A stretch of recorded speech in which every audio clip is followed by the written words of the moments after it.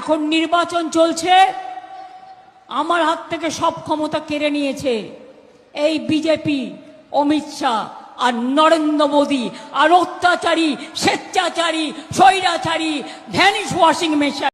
এখন ওই যে শয়তান এসে বসে আছে, একটা শয়তান লোক, নাম বলবো না, নাম বলতে আমার লজ্জা লাগে।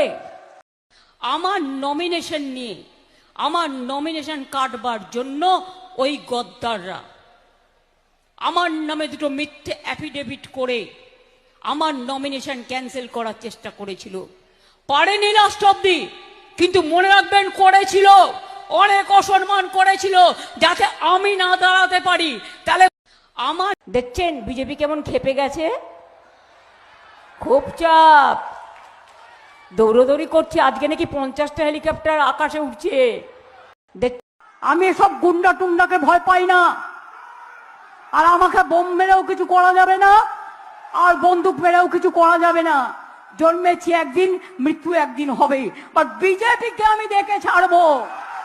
আরেকজন বাবা দিল্লি থেকে এলো গাই, সাথে এলো মোটা ভাই, নিয়ে এলো ইডি সিবিআই, ইনকাম ট্যাক্স আর বড় বন্দুক। তাই অনেক হয়েছে আর না, তোমরা আরেক বাংলাকে ইংরেজরা পারেনি, তোমরাও পারবে না।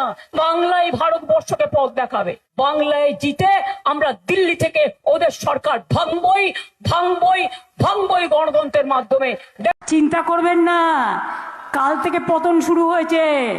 তাই বাবুকে আজ উদ্দেশ্যে, জাতির উদ্দেশ্যে, বাপরে কত বড় জাতির নেতা, দাঙ্গাকারীরা দেশের নেতা।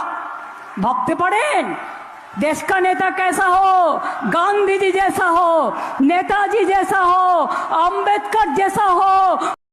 তোমরা আমাকে ধর্ম শেখাচ্ছ, বক ধার্মিক বিধার্মিক। আরো কাজ করে দেব, আরো উন্নয়ন করে দেব, আরো কর্মতীর্থ করে দেব, ডবল ডবল চাকরি হবে, ডবল ডবল শিক্ষা হবে। ইলেকশন আসলেই ভোট দাও, ভোট দাও। ইডি আছে, সিবিআই আছে, ইনকাম ট্যাক্স আছে, সেন্ট্রাল ফোর্স আছে, সবাইকে এক পক্ষ করে দিয়েছে। কোনো দিন দেশে আমি এই জিনিস দেখিনি। আমি অনেক প্রধানমন্ত্রী দেখেছি, আমি এরকম প্রধানমন্ত্রী আমি জীবনে দেখিনি। আর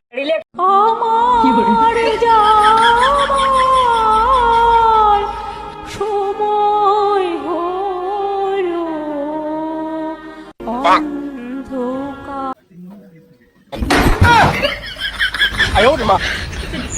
আমি একজন যোদ্ধা, স্ট্রিট ফাইটার। Mata.